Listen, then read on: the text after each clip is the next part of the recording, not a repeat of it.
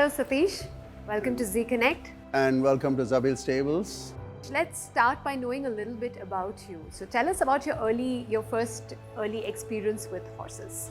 Well, according to my parents, my family, my friends, school friends, college friends, I wouldn't talk anything else but horses. Horses was always my pet peeve. So it's been right from the beginning, and I was fortunate enough to be involved with the horses as childhood because my family had horses in the farms. I come from a family of agriculture background, but I was more fortunate that when I was going to school in Delhi, we had horses in the school. And when I moved to the university, I started playing polo and in Delhi. So yes, my involvement has been from day one. So today you are behind the most successful races in the UAE. Yes, look, it's been a very long journey and a very exciting, and I've loved every minute of it. In a naive way, and being young at that point, I asked my father if I could go to United States to learn more about the horses, and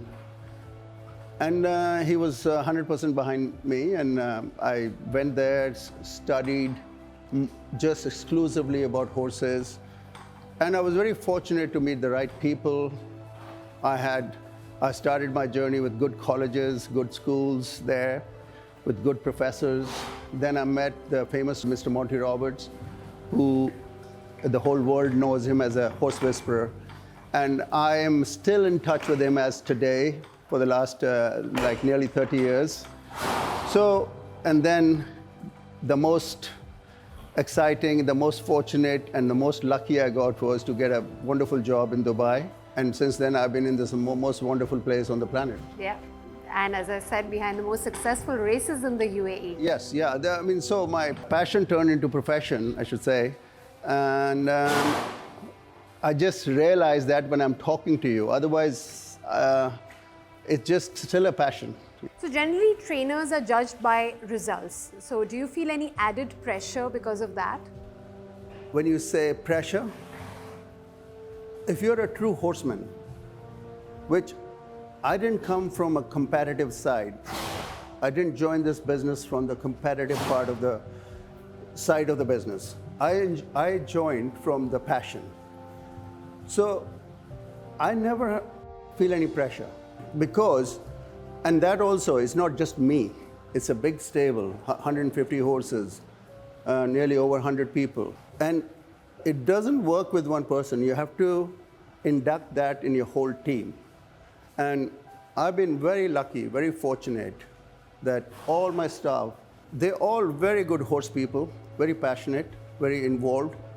And that's what makes the team work. And that's what makes me look good. And that's the whole trick to it. So a lot of people would concentrate on the competition, trying to win races. I do too, but in a different roundabout way. I think that is the secret to my success, if you may call it a success. What is a typical day like for you? A typical day for a racehorse operation is, as everybody knows, we start very early in the morning because horses have this regime of a very disciplined regime of training, feeding, etc.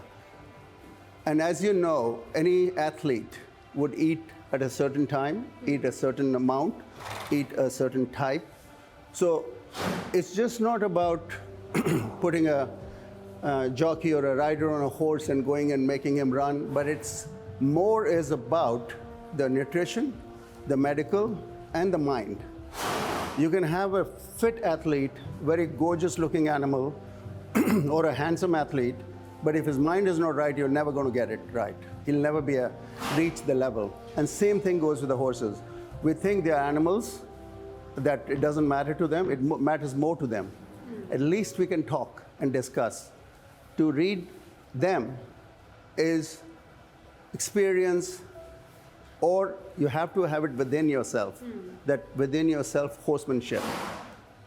So, because these are powerful looking, majestic looking, big animals, a non-horse person is always afraid that I'll get kicked and this. They're very docile, very soft, and very delicate for me, but not for a outsider or a non-horse person. So in all these years, have you learned something from horses? Horses have taught me everything, which people think people have taught me everything. It's not. It's the other way around. My guru has been Mr. Monty Roberts, who's the horse whisperer known all over the world. Now, what he taught me was, first of all, you have to have the horse think that we are in the same team, same level. And that's the problem with us humans, that we always put everybody on a level. So, and that, once you catch on to that, the world is yours.